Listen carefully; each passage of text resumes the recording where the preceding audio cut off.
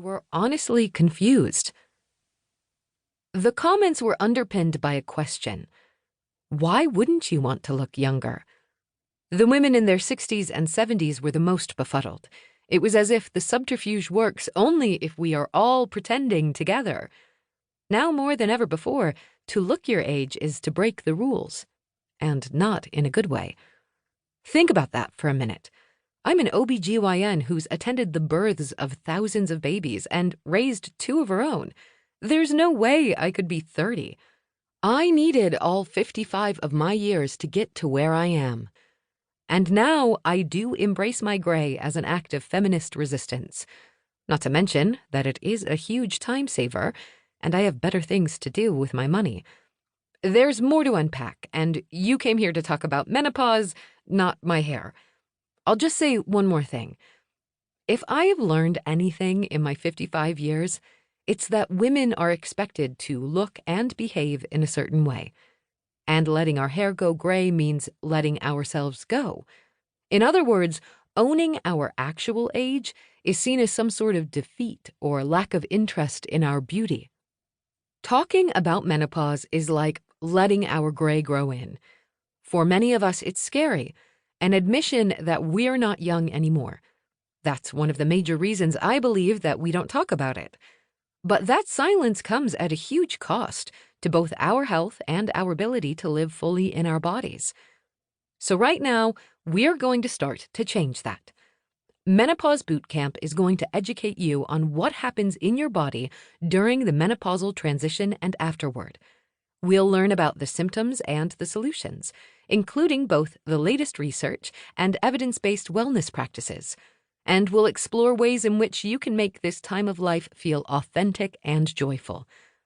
The fact that we're here discussing menopause is in itself a small act of rebellion. Until very recently, few of us talked about it in public, even though millions of women are going through some stage of it right now. How much do you discuss it? Sure, it's not really dinner party conversation, but at least it should be fair game with your friends. After 2 decades of practice, I can tell you that there are women who won't talk about it with their closest friends or with their own mothers and daughters. It can even be hard for them to bring it up with their doctors.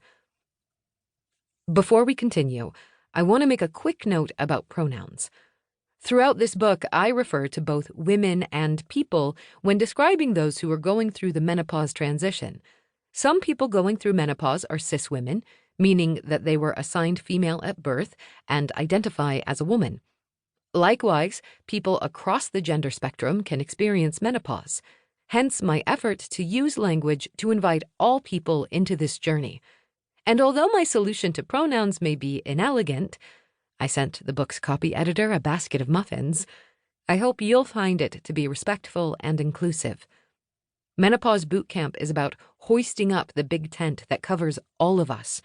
Our experiences with our symptoms and our life conditions are unique, but there are overriding societal winds that encircle all of us. In addition to recognizing yourself in this book, I hope you will also acknowledge the experiences of others. Our common denominator? We've all got highs and we've all got lows. This is not lip service. We're going to see one another through them, together. I hope my authentic interest and recognition of our similarities and differences is also a reason why my patients feel comfortable enough to speak about their concerns with me. They feel seen and their experiences validated.